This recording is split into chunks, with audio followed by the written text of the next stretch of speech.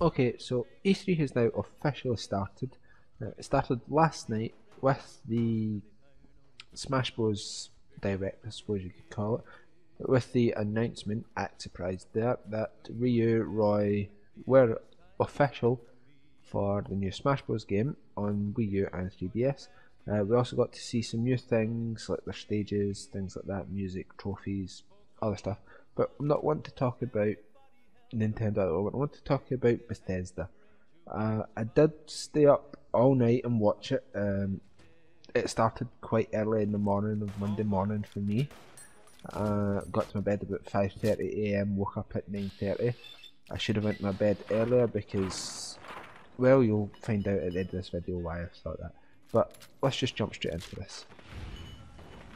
Okay, so we already knew about the new Doom game, but today we've finally got to see some more footage of it. Today for me anyway. And to be honest, it wasn't that impressive for me. Sure, it looked nice. That's all it really did. Though it looked nice, okay. But it wasn't really Doom. They've went so back and forth with what they're trying to do with the Doom games that I don't think they actually know what they want to do with it. I mean, Doom 3 was just a pure horror game in my eyes. This one is just looking to be a corridor shooter, and even then, it is just too slow paced, and there's not enough enemies to actually be doing anything. I mean, they said right before they said that it was going to be a fast paced game with lots of enemies. I didn't see that anywhere in that trailer. Even with the weapon wheel for changing weapons when it slows down time, take that away. Keep the weapon wheel, just don't stop time with it. Really did not like the single player portion of it. Now with the multiplayer, I'm not exactly too keen on how that will turn out. I would need to play it to find out about it. I'm planning on buying either an Xbox One or another PlayStation 4 for Fallout, but we'll get to that later on. But the thing I did like about the Doom trailer that we've seen, was Snap Map. Now, it is a really nice feature, and being able to share your own maps with the rest of the world is something that's really good as well. It brings a sort of modern feature to the consoles, which is something that, as you know, PCs had for ages already. But the only thing with SnapMap is I can see it being something that's getting used for a few months and then easily forgotten about, on the consoles at least. With the PC, I think it'll get a little bit more use because when the modding community gets a hold of SnapMap, they'll mod that as well. They'll make it a little more powerful, basically. They'll add a lot more to it, and hopefully we'll see a lot better things from it, which will give id Software a little bit more incentive to actually create a better one with the next one that they make. That's all I've really got to say about Doom for now.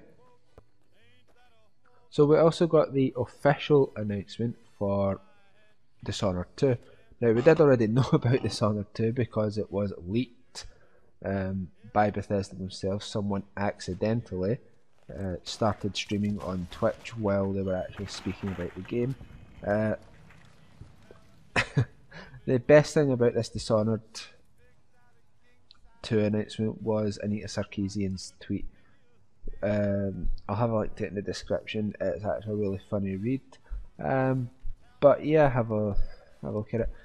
I didn't play much of the first Dishonored game. It really wasn't something that was interesting to me. I may pick it up on my PlayStation 3 just to have a go at it, see if I want to actually play the second one. What really annoyed me about this one was that Dishonored 1 was announced as being remade. Just stop. No, right, nothing else to say about that.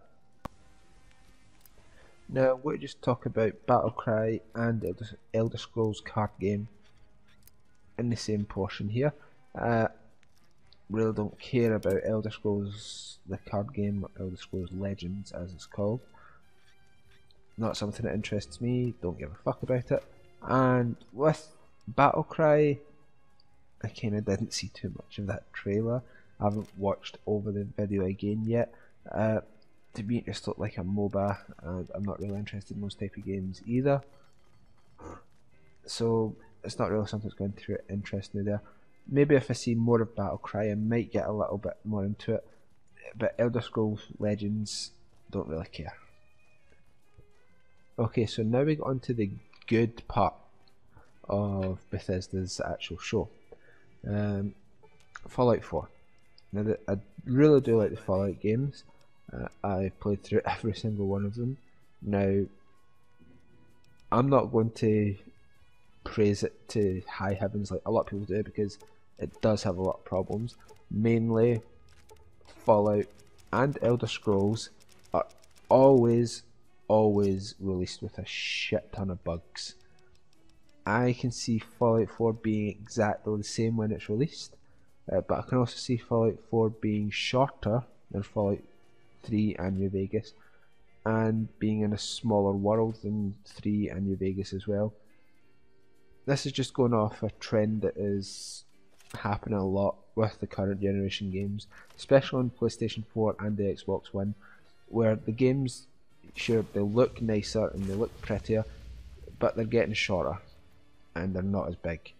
We'll have a look at, I'll use Infamous Second Son as an example. That is much shorter than Infamous 1 and 2, and the world you're in is also much smaller. So I can see Fallout being a little bit smaller and shorter than its previous games as well. Now it does look really nice, yeah, and I really like the world building mechanic that was put into it. It's essentially put a Garden of Eden creation kit into the console games. If you don't know what the Garden of Eden creation kit is, it's basically the engine that the developers used to make Fallout 3, Fallout 4, Fallout New Vegas, sorry, that released to the public on PC and let us put our own content into the games. It is a really great system to use. I wonder if they'll actually be releasing an actual GEC, which is the Garden of Eden creation kit, for Fallout 4 on the PC. I hope that they do, because it is something that I do like to do. I've done quite a lot of stuff with Fallout 3 and Fallout New Vegas. There's also one of those types of programs for the Elder Scrolls series as well, but we won't talk about that at the moment. But yeah, Fallout 4, it's something that I'm looking forward to. I think it was the best part of Bethesda's conference, and for it being their first actual E3, overall it was okay, and I'd say the best part of it altogether was knowing that we're going to be getting Fallout 4 this year and not having to wait till later on, early 2016, to get it, like we're going to have to do for Doom, which I probably won't buy. But if I was to rate the Fallout Bethesda's entire conference or presentation, I would give it a 6 out of 10.